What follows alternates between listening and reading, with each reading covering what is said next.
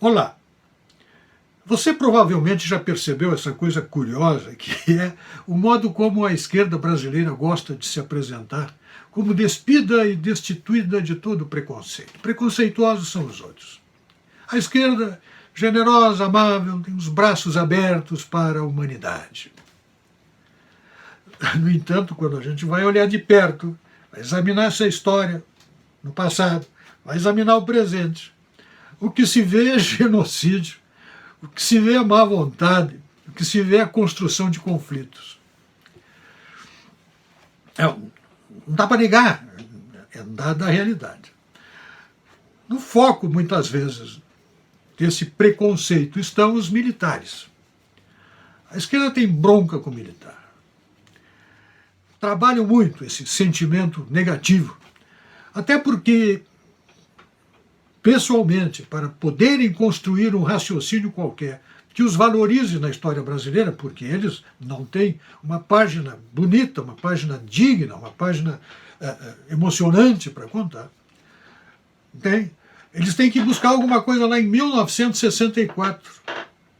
E em cima disso aí, às vezes, eles começam a organizar o raciocínio, a respirar, conseguir articular as palavras adequadamente para transmitirem uma versão, menos que uma versão, uma narrativa que não guarda relação com a realidade. Essa técnica, essa estratégia da construção de narrativas, que não é construção de interpretações, que isso pode haver na história, mas é realmente construção de narrativas feitas para iludir, construídas para enganar.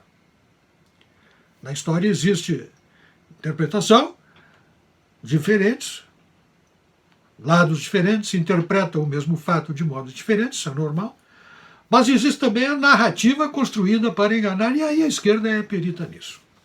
Então fazem as suas próprias narrativas a respeito, inclusive, da história do Brasil. Porque para eles, isto vai se refletir nas salas de aula, como coletivismo, e a esquerda é coletivista, só havia no Brasil dos aborígenes, dos habitantes primitivos, no Brasil dos índios. Então tudo que veio depois do descobrimento é infortúnio, um desastre, um fracasso, que justificaria no Brasil, e isso é trabalhado para produzir este efeito, um enorme sentimento de frustração, de culpa, de fracasso, de ausência de grandes nomes, de líderes, sem raízes. E o brasileiro foi sendo, nas últimas décadas, educado nesta sequência de desastres, rastejando como um verme na superfície deste país maravilhoso, carregando culpas ancestrais. E os nossos grandes homens, e as páginas brilhantes da nossa história, somem o brilho, somem a dignidade, somem os valores, somem as virtudes e figuras maravilhosas da nossa história. São descritas como se não merecessem uma plaquinha de bronze numa praça de bairro. É isso que acontece. Nenhum estudante do Brasil hoje é capaz de escrever 5 linhas sobre os pais da pátria, sobre os grandes nomes da nossa história. Não sabe, porque não lhes é ensinado, não lhes é valorizado. Mas este Brasil, que se vestiu de verde e amarelo e foi às ruas, redescobriu o amor ao Brasil. E os derrubou. Os derrubou na urna, os derrubou no voto.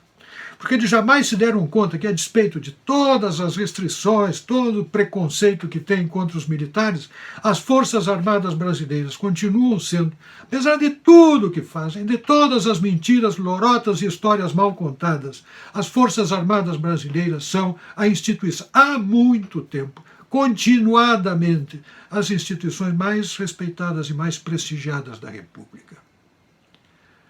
Mas para eles, isso não basta.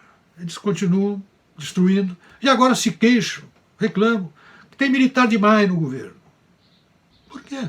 O que seria militar demais, militar de menos? O governo é lugar de pessoas dignas, a serviço da pátria. E se há algumas dezenas de militares em postos chaves, o governo tem 24 mil cargos de confiança.